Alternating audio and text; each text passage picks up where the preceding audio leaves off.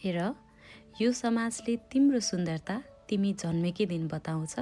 मजाक पो गरेको हौ भनेर गिज्याएका शब्दले तिमीलाई जिन्दगीभर सताउँछ।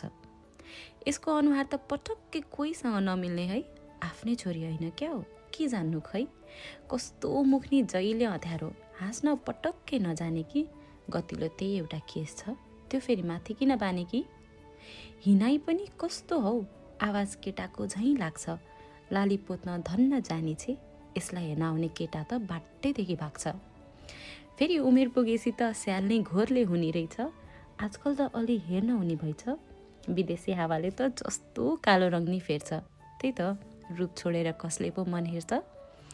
आफैमा खुसी हुनुपर्छ ल, समाजले त जे भनिहाल्छ नि। तिमी अहिले पढाइमा ध्यान देऊ न, मुख त लाली पाउडर लाएपछि बनिहाल्छ नि। अब 2 इन्च अल्गो भएको भए चप्पल सानो लाउँदा हुन्थ्यो। यत्रो ज्यानलाई त्यति झाब हावाले के नै छुन्थ्यो। फेरि जिस्काको है, खाना खाने नछोड्नु नि। छोरी मात्र त छन्, सम्पत्ति चाहिँ कसका लागि जोड्नु नि। अब यो निर्णायक मण्डल भएको समाजमा तिमी आफूलाई नराम्रो सोचेर नबस्नु। हेर त यति मिठो मुस्कान छ तिम्रो, त्यो फोटोकै लागि मात्र चाहिँ नहाँस्नु। यो समाजले त तिमी जस्तो भए नि डाहा नै गर्छ। आफ्नै